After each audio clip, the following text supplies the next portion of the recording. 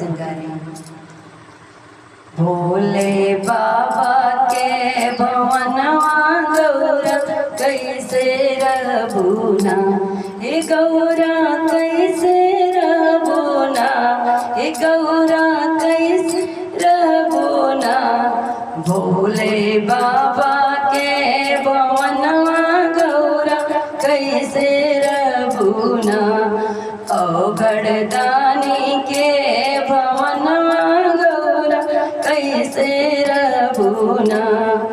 अपने तखइए बोल भानिया धतुरवा गौरा तो खियाइए ना, हे गौरा तो खियाइए ना।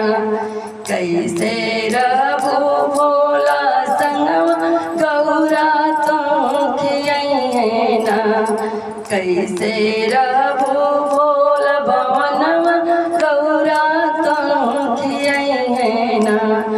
भोजन हो जाइए सपनवा गौरा कैसे रहबूना, भोजन हो जाइए सपनवा गौरा तो कैसे रहबूना।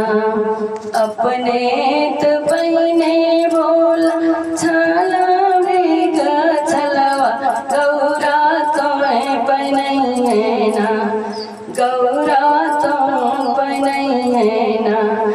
कैसे रहबू औगड़दानी के भवनवा गौरा कैसे रहबूना।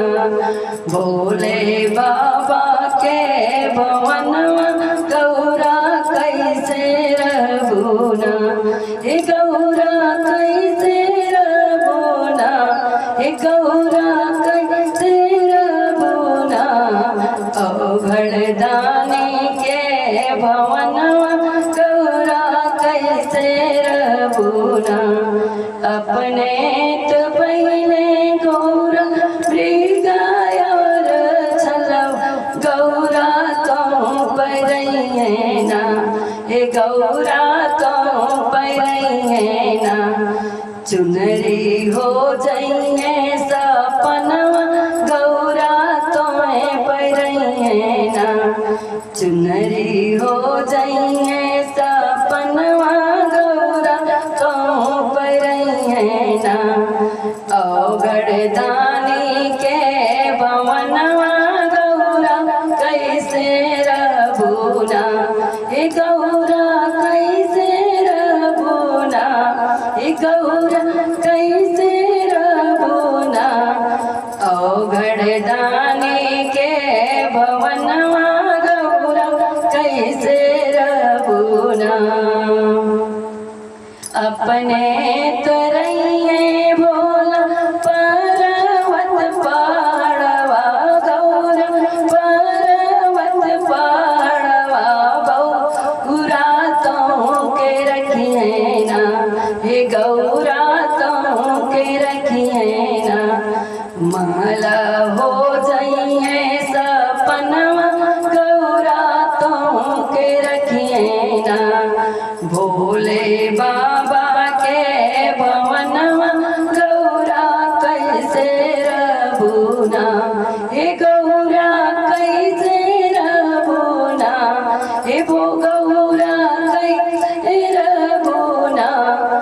औगड़दानी के भवनवा गौरा कैसे रहबूना, औगड़दानी के भवनवा गौरा कैसे रहबूना। अपने तो चलिए बोला बसहाबायलवा गौरा, बसहाबायलवा गौरा तुम्हें बैठाइए ना, हे गौरा तुम बैठाइए ना। गाड़ी मोटर हो जाइए सपनवा गौरा कैसे रहबूना। औगड़दानी के भवनवा गौरा कैसे रहबूना। औगड़दानी के भवन